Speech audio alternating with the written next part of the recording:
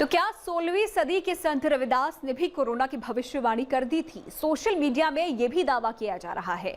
क्या है इसकी सच्चाई? चलिए करते हैं इसकी भी पड़ताल। सभी तरफ कोहराम मचेगा, कैसे हिंदुस्तान बचेगा? नेता, मंत्री और अधिकारी, जान बचाना होगा भारी। छोड़ मैदान सब भागेंगे, सब अपने अपने घर दुबकेंगे। इटली में कोहराम मचेगा, लंदन सागर में डूबेगा।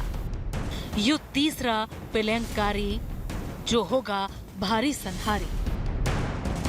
क्या ये कविता कोरोना महामारी की भविष्यवाणी है? सोशल मीडिया पर तो यही दावा किया जा रहा है। दावा ये भी किया जा रहा है कि ये कविता 16वीं सदी के संत रविदास की है।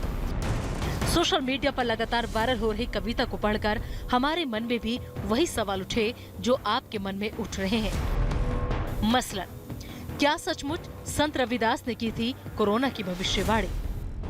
क्या 16वीं सदी में ही उन्होंने देख लिया था किस तरह बरपेगा कोरोना का कहर? क्या वायरल कविता संत रविदास की ही लिखी हुई है?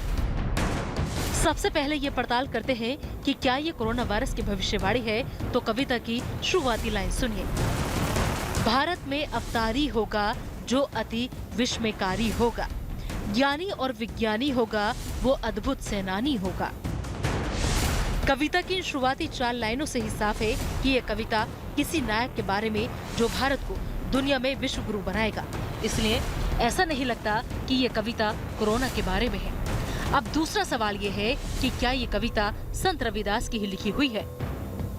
दावा किया जा रहा है कि ये कविता कई सालों से संत रविदास की पोथी नाम की किताब में संकलित है। हमने पाया कि संत रविदास के साहित्य में संत रविदास की लिखी कविताएं और भजनों का संकलन है और जो उनके भविष्य द्वारा किया गया, उसी किताब में ये कविता भी संकलित है। हालांकि इस बात की कोई प्रमाणिकता नहीं है कि ये कविता संत रविदास ने ही लिखी है।